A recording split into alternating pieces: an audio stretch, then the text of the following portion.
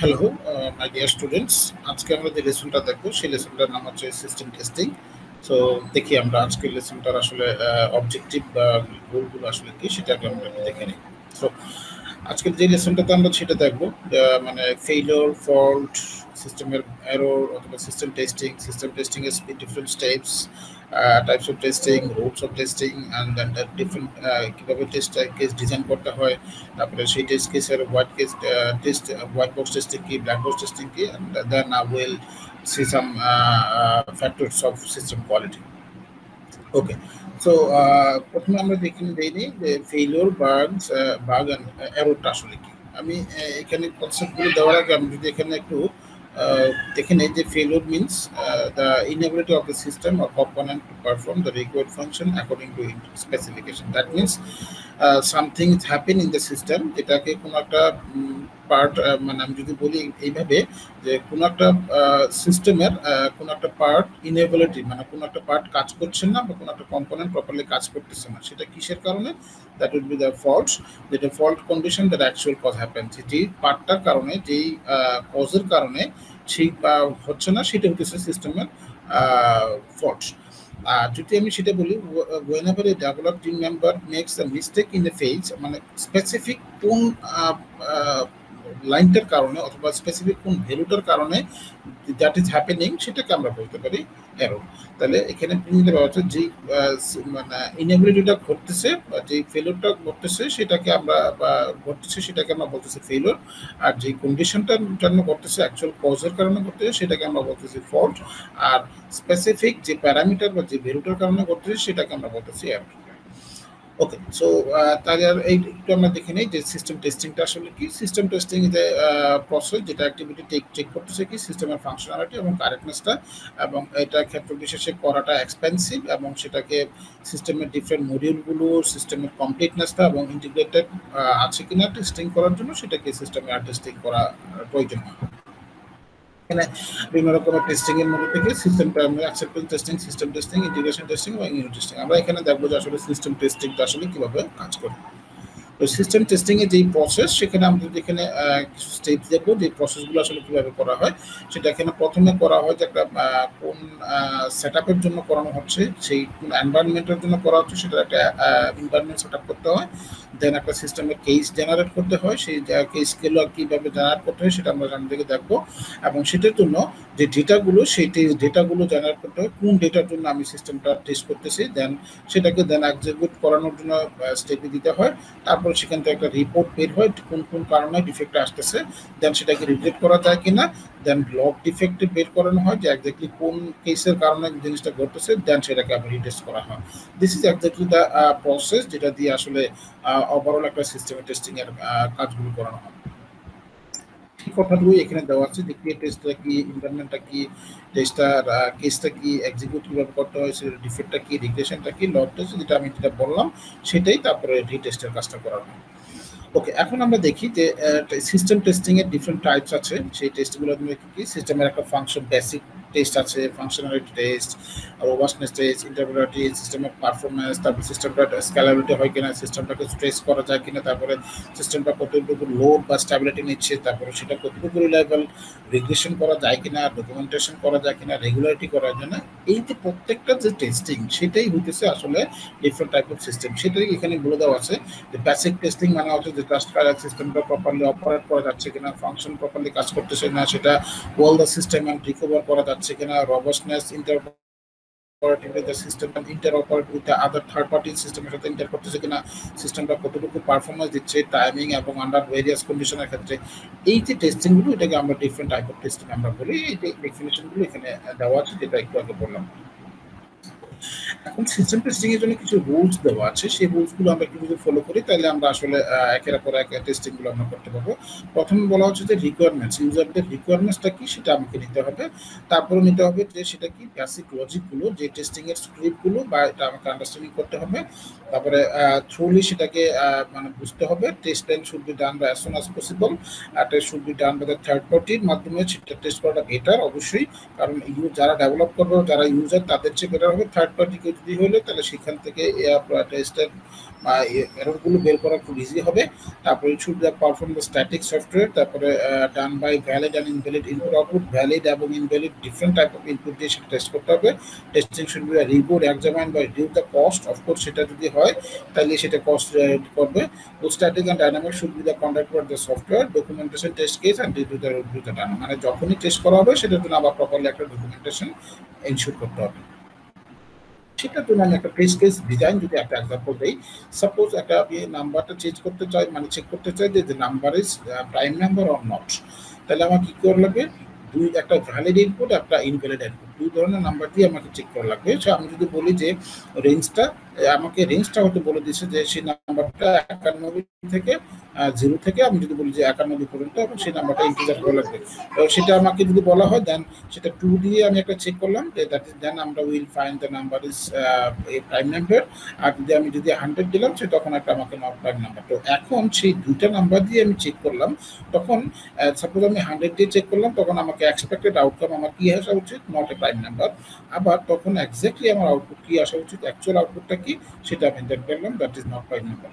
আর আমি যখন 2 দিলাম তখন আমার সিস্টেমে আসা উচিত কি প্রাইম নাম্বার, আর তখন এটা কি মানে আমার এক্স্যাক্টলি সিস্টেম থেকে আমার কি আসা উচিত, প্রাইম নাম্বার। তখনই আমি বুঝতে পারবো যে আমার সিস্টেমের এক্সপেক্টেড আউটপুটটা কি আর আমার এক্স্যাক্টলি অ্যাকচুয়াল আউটপুটটা আসলে কি হওয়া উচিত। এই টেস্ট কেসের জন্যই আমার ডিফারেন্ট ভ্যালু দিয়ে আমাকে টেস্ট করতে হয়। এই টেস্টের ব্যাপারটা দুই রকমের মধ্যে হয়, সেটা হচ্ছে অটোমেশন সিস্টেম টুলসগুলো ইউজ করা হয় অনেক। আর আমরা আজকে এখানে দেখবো যে সিস্টেমের ভিতরে ম্যানুয়াল টেস্টিং এরগুলো কীভাবে করা হয়। ম্যানুয়াল টেস্টিং আসলে কী করার জন্য লাগে, যে Q analyze the system test one by one in the individual manner. Individual manner প্রত্যেকটা পার্টের, একটা সিস্টেমের সবগুলো কম্পোনেন্টসকে step by step QA quality assurer দিয়ে সেটাকে টেস্ট করা হয়। The purpose of manual testing is to catch the bugs and feature issue before a software application goes live যাওয়ার আগে প্রত্যেকটা সিস্টেমকে ম্যানুয়ালি চেক করা লাগে। সেটা যদি আমি একবার স্টেপ বাই স্টেপ ধরি, সেটা কি যে আমার এখানে যে রিকোয়ারমেন্টসগুলো নিয়ে যেতে হবে, সিস্টেমের ডিফিটগুলো বের করতে হবে, রিভেরিফিকেশন করতে হবে, লগ ইনটা দেখতে হবে, টেস্ট কেসটা কি, তারপরে আমি যদি বলি যে কি টেস্টের প্ল্যান করতে হবে, তারপর টেস্টের ক্রিয়েশন, তারপর টেস্টের এক্সিকিউশন দেখতে হবে, ডিফিটটা বের করতে হবে, তারপর আবার সেটাকে ফিক্স করতে হবে। এইটা হচ্ছে একটা টেস্ট কেসের ম্যানুয়াল টেস্ট কেসিং এর একটা প্রসিডিউর। সেটার একটা এক্সাম্পল, এটা একটা একদম বললাম যে এই যে কাজটা করানো হচ্ছে সেটারই একটা এক্সাম্পল হিসেবে দেখানো হচ্ছে। সাপোজ আমি আমার সিস্টেমের লগ ইন পার্টটা কাজ করে কিনা সেটা আমি দেখতে চাই। তো সেটার জন্য আমি দেখলাম যে টেস্ট কেস আইডি একটা নাম্বার দিলাম, সেটা প্রায়োরিটি কতটুকু, মিডিয়াম, হাই আর লো হতে পারে, সেই মডিউলটার নামটা কি, গুগল লগস দিলাম, আর সেটা টাইটেলটা দিলাম কি, to verify the user name and password. আর ডেসক্রিপশনটা কি, to check the test the Google log in page. আর সেটাকে যে চেক করবে সেটার নাম, আর যেটা যখন করা হবে সেটা ডেট। আর সেটা করার জন্য আমার প্রি কন্ডিশন কি হতে পারে, অবশ্যই সেই প্রি কন্ডিশনটা কি, সিস্টেমের অবশ্যই ইউজার নেম একটা থাকা লাগবে এবং তার একটা পাসওয়ার্ড থাকা লাগবে। তো সেটা করার জন্যই আমাদের একটা টেস্টের একটা স্টেপস বা টেমপ্লেট, সেই টেমপ্লেটটা কি স্টেপসগুলো দেওয়া লাগবে, টেস্টের স্টেপসগুলো দেওয়া লাগবে, কোন ডেটাগুলো নিয়ে কাজ করলাম সেই ডেটাটা, তারপরে একটা রেজাল্ট কি আসবে, অ্যাকচুয়াল আউটপুটটা কি আসার কথা, আর সেটা আমার পাস করলো কিনা, যদি কোনো সাইড নোট থাকে। এইটার কারণেই আমি এখন স্টেপ বাই স্টেপ চেক করতেছি। সিস্টেমে লগ ইন পেজ গেলাম, সেটার মধ্যে আমি ডেটাটা দিলাম, তাহলে আমার কি আসা উচিত, পেজটা আসা উচিত, তাহলে আমি বলবো যে এই কাজটা প্রপারলি হয়েছে। তারপরে আবার ইউজার নেম দিলাম, সেই পাসওয়ার্ডটা দিলাম ইউজার নেমের এগেনস্টে, তাহলে এক্সপেক্টেড আমার কি সিস্টেমে লগ ইন হওয়া উচিত এটা। তো তারপরে সেটা কি ভ্যালিড পাসওয়ার্ড দিলাম, ক্লিক করলাম, তারপরে আমার মানে এইগুলো হচ্ছে আমার স্টেজগুলো, সেটা করার জন্য আমার যে ডেটাগুলো ইউজ করলাম। আর যদি আমার এই কাজটা প্রপারলি ঘটে দেন দ্যাটস ওয়াই আমি বললাম এটা পাস। আর যদি আমার এখানে কোনো কারণে একটা ভুল ডাটা চলে আসে, মিস দেওয়া আসে, তখন এটা কি আসবে, এক্সপেক্টেড আউটপুট যেটা হওয়ার কথা আর এক্স্যাক্টলি কি আউটপুট কি আশা করা, দুইটা ম্যাচ করবে না, তখনই আমি বলবো এটা কি ফেল। তো তখনই এই কন্ডিশনটার উপরে বেস করে তখন এটাকে ফার্দার কাজ করার হবে যে আসলে প্রবলেমটা কোথায় আসছে। এখন এই টেস্টিং এর কথা বলবো, সেটা আমরা যে টেস্টিং এর কথা বললাম ম্যানুয়াল টেস্টিং, এখন আমরা আবার সিস্টেমের ভিতরে যে ইন্টারনাল যে টেস্টিং এর যে কাজটা, সেই কাজটা করার জন্য আমরা এখন একটা দেখবো যে হোয়াইট বক্স টেস্টিংটা কি। হোয়াইট বক্স টেস্টিং এখানে দেখি যে clear box testing, glass testing, glass box testing বলা হয়, ট্রান্সপারেন্ট বক্স টেস্টিং বলা হয়, আবার এটাকে স্ট্রাকচারাল টেস্টিং বলা হয়। এটা মানে হচ্ছে একটা সিস্টেমের ইন্টারনাল স্ট্রাকচারটা আসলে কিভাবে কাজ করতেছে সেটা আসলে ডিসপ্লে হয়ে যাবে। এখন আমি যদি সিম্পলি একটা এক্সাম্পল দিই, যখন আমরা প্রোগ্রামিং ল্যাঙ্গুয়েজে যখন কাজ করি, যখন প্রোগ্রামটাকে ডিবাগ করতে যাই, তখন কিন্তু কোনো একটা মেথড প্যারামিটারগুলো নিয়ে ইন্টারনালি কোন জায়গায় পাস করতেছে, দেন ওই মেথডটা কাজ করে প্যারামিটারটা রিটার্ন করে আবার কোথায় পাস করতেছে। এই যে ইন্টারনালি আমি দেখলাম কোন প্যারামিটারটা নিয়ে কোথায় যাচ্ছে, কোন জায়গায় পাস করতেছে, এই যে ইন্টারনাল যে কাজটা সেটাকে আমরা আসলে বলতেছি white box testing. Internal part exactly মেথডগুলো কিভাবে কাজ করতেছে সেটাকে স্টেপ বাই স্টেপ চেক করাটাই হচ্ছে হোয়াইট বক্স টেস্টিং। আর ব্ল্যাক বক্স সিস্টেমটা কি, যে আমি কোনো একটা ইনপুট দিলাম, সেটা কিভাবে সিস্টেম কাজ করতেছে ডাজন্ট ম্যাটার, জাস্ট আমার আউটপুটটা হয় দরকার। আমি যে একটা এক্সাম্পল দিই, যে আমি আরঙে চলে গেলাম, আরঙের এখানে কোনো একটা সিস্টেম অপারেটর যে আসলে টাকা পয়সার হিসাব নিয়ে কেশিয়ারে যে বসে, সে কি করে কটা প্রোডাক্ট আমি কিনলাম, কটা প্রোডাক্ট জাস্ট এন্ট্রি দিল, দিয়ে সিস্টেমে প্রবেশ করে দিল, সে জাস্ট আউটপুটে দেখাই দিল যে এই আসছে।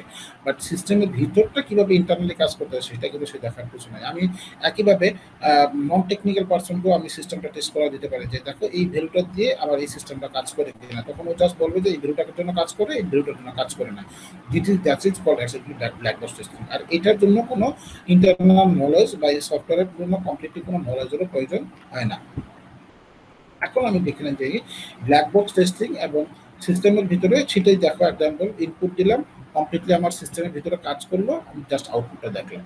এখন এটার ভিতরটাই আসলে ইন্টারনাল কিভাবে কাজ করে সেটা আমার দেখার বিষয় না, সেটাকে আমরা আসলে বলতেছি ব্ল্যাক বক্স টেস্টিং। এখন আমি যেটা দেখবো গ্রে বক্স টেস্টিং, যেটার ভিতরে কোনো একটা পার্ট হয়তো ব্ল্যাক বক্স আছে, কোনো একটা পার্ট আছে হয়তো হোয়াইট বক্স। আমি যদি একটা কমপ্লিটলি এইভাবে একটা এক্সাম্পল দিই, যেমন আমি এমন আমি যদি বলি একটা প্রোগ্রামিং লেখার সময়, সাপোজ আমি সি প্রোগ্রামিং এর যে একটা এক্সাম্পল দিই, যে আমি কিছু প্রোগ্রাম লিখলাম আমার নিজের মেথড, আর কিছু ইন্টারনাল কিছু মেথড মানে ফাংশনগুলো আছে, যে ফাংশনগুলো সিস্টেমের ইন্টারনাল ভাবে কাজ করে। সাপোজ আমি যদি বলি গেটস ফাংশনটা আমি কল করাইলাম, তাহলে এটা কিন্তু সিস্টেমের ইন্টারনাল ফাংশন। তো বাকি যে আমার নিজের যে ফাংশনগুলো সেই প্যারামিটারগুলো সে পাস করতেছে, বাট গেটসটা কিন্তু ইন্টারনাল। তো ব্ল্যাক বক্সটা হচ্ছে আমার এখানে সেই জায়গায় কিন্তু আমার এই পার্টটা কিভাবে প্যারামিটারগুলো নিয়ে আসছে সেটা কিন্তু আমার কাছে ব্ল্যাক বক্স, আর আমার যে পার্টটা সেই পার্টটা হচ্ছে আমার এখানে হোয়াইট বক্স। দ্যাটস ওয়াই একটা মেথডের একটা প্রোগ্রামের ভিতরে যখন দুটারই কম্বিনেশন থাকবে সেটাকে আমরা বলবো গ্রে বক্স সিস্টেম। এখন আমরা দেখি যে কোয়ালিটি এসিউরেন্সের ক্ষেত্রে আমাদের কিছু অবজেক্টিভ, মানে এটার উদ্দেশ্যটা আসলে কি, monitor the software development process এবং আপ টু ফাইনাল ডেভেলপ করা পর্যন্ত সিস্টেমের ইমপ্লিমেন্টেশনটা স্ট্যান্ডার্ড মেনটেন করা হচ্ছে কিনা, সফটওয়্যার কোয়ালিটি এসিউরেন্সের যে অ্যাক্টিভিটিস এবং রেজাল্টগুলো প্রপারলি নোটিফাই করা হচ্ছে কিনা, তারপরে হচ্ছে যে not solve the within the sector at তারপর আপার ম্যানেজমেন্ট, যদি কোনো কারণে কোনো কিছু যদি ইনশিওর না করা থাকে, যদি মানে সলিউশন না করা থাকে, সেটা যেন আপার লেভেলে জানানো হয়। আর লাস্ট হচ্ছে কি ডেফিসিয়েন্সিগুলো product process and standard and fix then, যদি কোনো প্রবলেম থাকে সেটা যেন অবশ্যই ফিক্স করার হলে তো সেটাকে যেন ফিক্স করা হয়। দেন তাহলে আমরা বলতে পারবো এসিউরেন্সটার অবজেক্টিভটা এনশিওর করা হচ্ছে। এখন যেটা যেই মানে কোয়ালিটি এসিউরেন্সের যেই প্যারামিটারগুলোর উপর ডিপেন্ড করে সফটওয়্যার কোয়ালিটি এনশিওর করানো হয়, সেটা কি সিস্টেমের কারেক্টনেসের ব্যাপারটা, সেটার উপর রিলায়েবিলিটি থাকতে হবে, সেটা ইফিসিয়েন্সি হাই থাকতে হবে, অবশ্যই ইউজারদের ইউজিবিলিটি থাকতে হবে, তারপরে সেটাকে মেনটেনেবিলিটি হওয়া লাগবে, রেগুলার টেস্টেবিলিটি হওয়া লাগবে, এবং যে কোনো জায়গা থেকেই সেটাকে যেন ইউজ করা যায়, সিস্টেমটাকে টেস্ট করা যায়, যে কোনো জায়গা থেকে কাজ করা যায়, সেটা হচ্ছে পোর্টেবিলিটি। সো আজকের লেসনটা আমাদের এই পর্যন্ত ছিল। মানে ধন্যবাদ সবাইকে।